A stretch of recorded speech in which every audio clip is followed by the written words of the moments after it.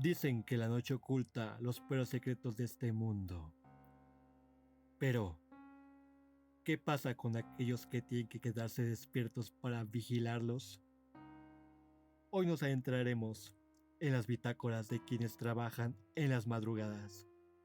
Guardias, veladores, oficiales, personas que pasan sus noches solos, caminando entre las sombras, armados únicamente con una linterna y su instinto de supervivencia. En este episodio, descubriremos que los panteones albergan horrores más tangibles y peligrosos que los simples espíritus. Aprenderemos por qué nunca, bajo ninguna circunstancia, debes asumir que estás solo en tu lugar de trabajo. Especialmente si nunca te has detenido a mirar hacia el techo.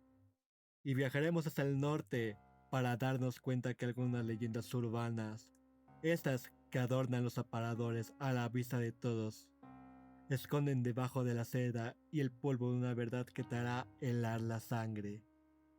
Prepárate tu café, cierra bien las cortinas y escucha un ruido a tus espaldas. No te des la vuelta, estás escuchando Susurros del Misterio. Hola, sigo tu contenido desde tiempo y sé que a tu comunidad le gustan las historias de terror. Te escribo esto porque necesito sacarlo de mi cabeza y me gustaría que lo compartieras en un video.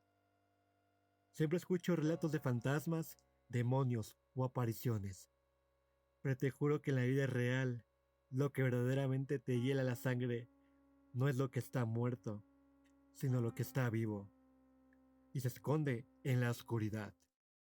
Te contaré. Fui guardia de seguridad nocturno en un panteón municipal bastante grande, casi durante 3 años. El trabajo es un 99% aburrimiento absoluto y un 1% de puro terror. La rutina siempre es la misma. Caminar entre el frío, escuchar el crujir de la grava bajo tus botas y espantar a los perros callejeros que se meten a escarbar. Nunca vi una sombra flotando ni escuché a la llorona. Pero lo que me pasó a mediados de noviembre del año pasado me hizo renunciar y no volver a trabajar de noche jamás.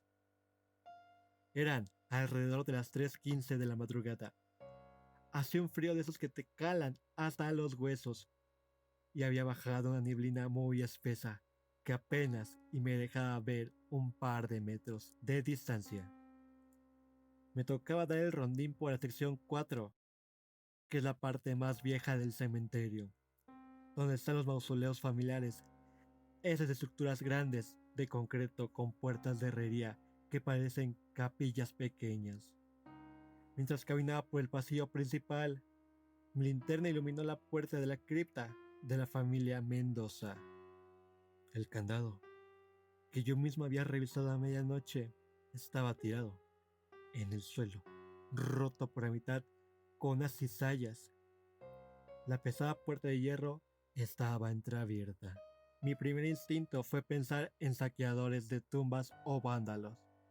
Saqué mi radio, le bajé el volumen para no hacer ruido y desenfundé mi macana.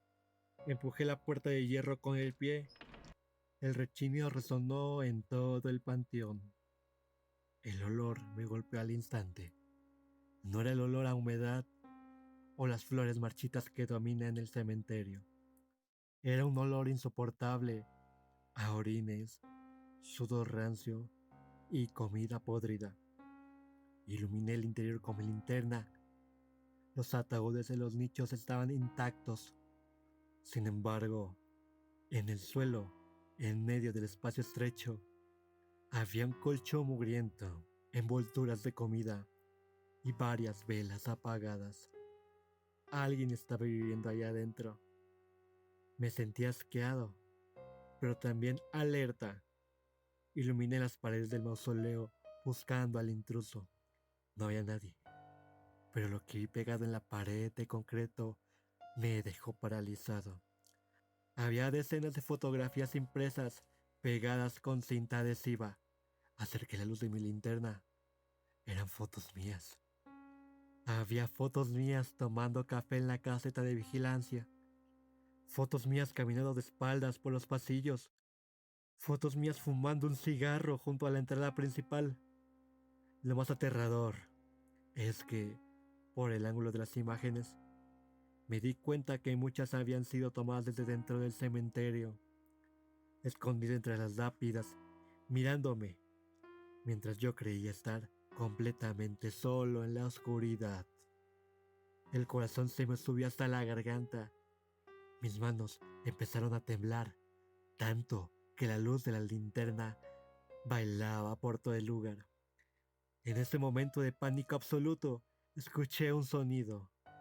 La puerta de hierro del mausoleo se cerró lentamente a mis espaldas, con un golpe seco.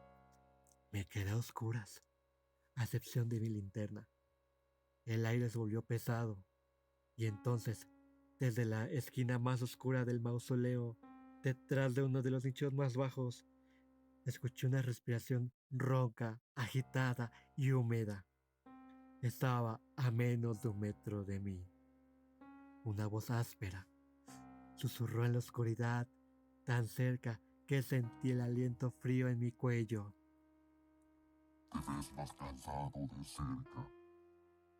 No sé cómo no me desmayé. La adrenalina me golpeó como un rayo. No grité, no pregunté quién era, solo solté un golpe ciego. Con la macana hacia la oscuridad, me di la vuelta, empujé la puerta de hierro con todo el peso de mi cuerpo y salí corriendo. Corrí tropezando con las lápidas, rasgándome la ropa con las cruces de metal, sin mirar atrás ni una sola vez hasta que llegué a la caseta de la entrada y me encerré con seguro. Llamé a la policía inmediatamente. Cuando llegaron y los llevé a la cripta, ya amaneciendo, el candado roto seguía ahí, el olor seguía ahí, pero el colchón y las fogatas habían desaparecido por completo. El lugar estaba barrido y limpio, como si nunca hubiera habido nada. Los policías me miraron como si estuviera loco o borracho, pero yo sé lo que vi, sé lo que escuché y sé que durante meses, mientras que yo creía que cuidaba el panteón, alguien dormía entre los muertos y me estaba cazando a mí. Esta misma mañana renuncié. Hasta el día de hoy, sigo revisando las esquinas oscuras de mi propia casa y me aseguro de cerrar bien las cortinas. Ojalá esta historia puedas compartirla en tu próximo video. Un saludo. ¿Qué tal? Te escribo porque mi sobrino es muy fan de tus videos. Me insistió mucho en que te mandara lo que me pasó a mí. Yo no soy un muchacho asustadizo, ni tampoco alguien que se impresione con cuentos de fantasmas. Tengo 52 años. Estuve un tiempo en el ejército y llevo más de 2 décadas trabajando en seguridad privada. He cuidado desde maquiladoras hasta zonas industriales. Los vivos son los únicos que te pueden hacer daño y eso es lo que tengo muy claro.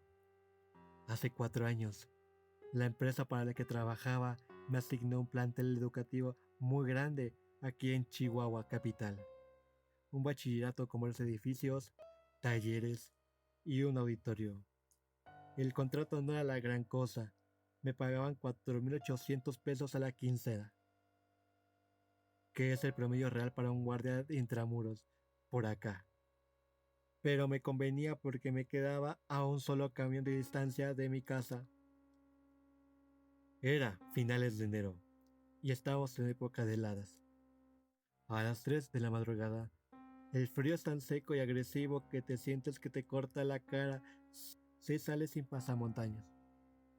Yo tenía una rutina estricta, rondín de 30 minutos, checar todos los candados de los talleres y regresar a la caseta principal para monitorear el circuito cerrado de cámaras durante 1 hora para entrar en calor. Esa noche de jueves, terminé mi recorrido del edificio C, que es el de los laboratorios. Todo estaba cerrado y en completo silencio. Regresé a la caseta, me preparé un café y me senté frente a los monitores. Las cámaras de circuito no eran de alta definición, pero tenía una buena visión nocturna. Empecé a revisar las grabaciones de la última hora, solo por protocolo, para registrar mi bitácora que no había novedad. Puse la grabación de la cámara del pasillo principal del edificio C, por donde yo acababa de pasar hace unos 15 minutos. Me vi a mí mismo en la pantalla, en blanco y negro. Caminaba a paso lento, iluminando los salones con mi linterna, tal como lo acababa de hacer. Pero sentí un balde de agua helada en mi estómago cuando vi lo que había en mis espaldas. A unos 5 o 6 metros de mí, caminando casi en cuclillas, venía un hombre. Era un sujeto extremadamente alto, delgado, y llevaba puesto lo que parecía una bata de hospital sucia o una gabardina rota. En medio de esa helada espantosa, iba descalzo. En el video, el tipo imitaba mis movimientos. Cuando yo daba un paso, él daba un paso. Cuando yo me detenía a revisar el candado de la puerta, él se aplanaba contra el suelo, fundiéndose con las sombras de los casilleros. En una parte de la grabación, recuerdo que me detuve para amarrarme la bota. En la pantalla, vi cómo este sujeto aprovechó ese momento para acercarse a menos de 2 metros de mí, levantando un trozo de varilla de acero por encima de su cabeza. Si yo no me hubiera levantado en ese exacto segundo para seguir caminando, me habría destrozado el cráneo por la espalda. El tipo me siguió durante todo el recorrido por el edificio, jugando a cazarme en mis puntos ciegos. Yo, con toda mi experiencia militar y de seguridad, jamás escuché un solo paso, ni una sola respiración, nada. Me di cuenta de que el video que estaba viendo había ocurrido hace apenas unos minutos. El sujeto seguía adentro. Rápidamente cambié la pantalla para ver el video en vivo. Empecé a saltar de cámara en cámara, buscando en los pasillos, en la cafetería, en la plaza cívica. No había nadie. Hasta que puse la cámara número 1, lo que apuntaba directamente a la puerta de mi caseta de vigilancia. El sujeto estaba ahí, de pie, justo del otro lado de la puerta de metal de mi caseta. Estaba mirando fijamente hacia el lente de la cámara de seguridad, sabiendo perfectamente que yo lo estaba viendo desde adentro. Tenía una sonrisa enorme, desquiciada, y seguía sosteniendo la varilla ensangrentada y oxidada en su mano derecha. No dudé ni un segundo. Saqué mi revólver de cargo calibre 38. Quité el seguro haciendo un ruido metálico fuerte a propósito y pedí apoyo de inmediato por la radio a la policía municipal. En cuanto el sujeto escuchó mi voz por el radio, borró la sonrisa, dio media vuelta y salió corriendo a una velocidad que no parecía humana. Desapareció en la oscuridad del patio. Las patrullas llegaron 10 minutos después. Entramos con armas desenfundadas a revisar cada salón, cada baño y cada azotea. No encontramos a nadie. Lo único que hallamos fueron las huellas de piel descalzas marcadas en la escarcha del pasto que salía del plantel y se perdían hacia un lote baldío. Al día siguiente firmé mi renuncia. Me dio igual perder la antigüedad después de 20 años cuidando mis espaldas y darme cuenta que alguien estuvo a punto de matarme por pura diversión. A centímetros de distancia sin que yo me diera cuenta, me quebró los nervios. A veces, la peor amenaza no es un fantasma, es la maldad humana que se esconde en silencio. Saludos a tu comunidad y a los que trabajan desde noche. Cuídense siempre de la espalda. Hola, llevo tiempo escuchando tus relatos durante mis patrullajes y creo que ya es hora de aportar algo. Les pido que mantengan mi nombre en el anonimato porque sigo en activo. Soy oficial de la Policía Municipal en la ciudad de Chihuahua. Llevo 8 años en la corporación y si te soy sincero, por un sueldo uno está dispuesto a lidiar con asaltantes, borrachos y pandilleros. pero no con las cosas que desafían la razón. Mi sector de vigilancia nocturna abarca el centro histórico. Si eres de México o si te gustan las leyendas, sabes perfectamente que hoy en la esquina de las calles Victoria y Ocampo, la tienda de novias, la popular, el hogar de la Pascualita. Para el que no sepa, la leyenda dice que el maniquí principal del aparador no es de cera ni de plástico, sino el cadáver embalsamado de la hija de la dueña original, que murió el día de su boda, casi hace 100 años. Como policía, te vuelves escéptico. Pasaba por esa esquina todas las madrugadas y veía a los turistas tomándole fotos de día. De noche, yo solo veía un muñeco viejo y perturbador, con detalles demasiado realistas en las uñas y las manos. Pero al fin y al cabo, un truco publicitario, o eso yo creía. Todo cambió una madrugada de martes, a finales de noviembre del año pasado. Hacía un viento helado que dejaba las calles del centro completamente muertas. Eran las 3:45 de la mañana, aproximadamente. Y yo iba caminando en mi recorrido a pie, revisando las cortinas de los negocios. Al doblar la esquina de la Popular, noté algo raro. La cortina de acero no estaba bajada hasta el piso. Había un hueco de unos 40 centímetros y la puerta de cristal interior tenía la chapa forzada. Saqué la radio, reporté un posible allanamiento en proceso y pedí apoyo de mi unidad y desenfundé mi arma de cargo. Me agaché, pasé por debajo de la cortina, entré a la tienda en total oscuridad.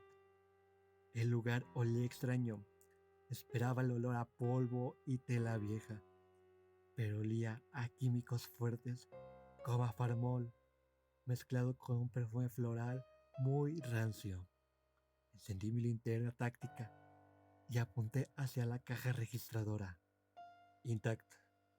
Apunté hacia los vestidos de diseñadores intactos. Entonces, escuché un susurro húmedo y agitado que venía desde el aparador principal, justo donde está la Pascualita. Caminé despacio, esquivando los espejos. Al iluminar el aparador desde el centro de la tienda, vi un hombre. Era un sujeto mayor, extremadamente delgado, sucio y con ropa andrajosa. No estaba robando dinero, estaba arrodillado frente al maniquí de la Pascualita. Lo peor de todo es que había desabrochado la parte trasera del vestido de novia y se lo estaba bajando por los hombros. El sujeto le acariciaba el cabello al maniquí y le susurraba.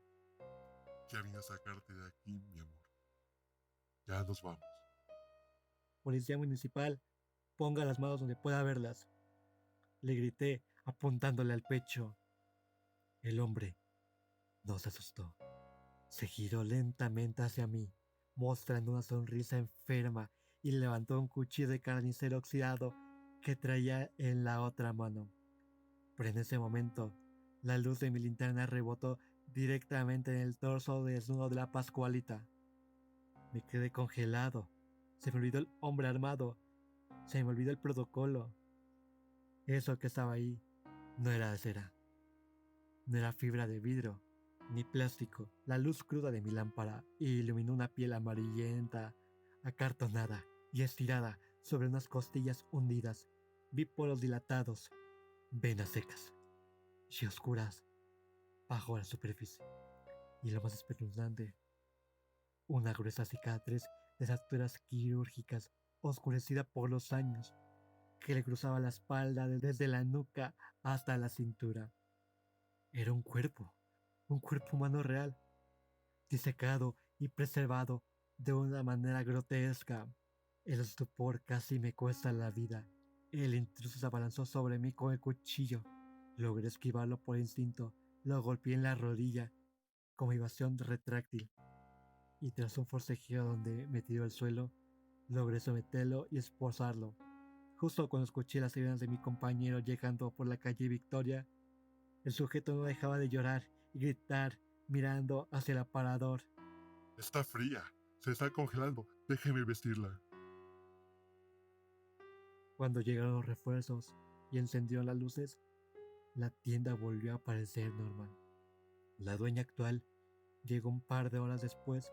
Estaba pálida, sudando frío a pesar del clima. Habló en privado con mi comandante. A mí me ordenaron llevarme al detenido y me prohibieron rotundamente acercarme al aparador o tomar fotografías. En el reporte oficial, mi comandante me hizo redactar que fue un intento de robo de mercancía y vestidos. Me dejaron muy claro que si mencionaba otra cosa, mi trabajo y mi pensión estaban en juego. El sujeto resultó ser un indigente con esquizofrenia severa que llevaba meses obsesionado con el aparador. Lo internaron en un psiquiátrico, pero él y yo sabemos lo que había bajo esa seda blanca. Sigo patrullando en el centro, pero cuando paso por la calle Ocampo, me cruzo la acera de enfrente. Ya no me atrevo a mirar hacia el cristal. Saber que en pleno siglo XXI, el centro de una ciudad moderna, hay un cadáver de 100 años exhibido en un aparador viéndonos a todos. Me hiela la sangre más que a cualquier asaltante armado. Ojalá que le sirva la historia a tu comunidad. Un saludo desde el norte.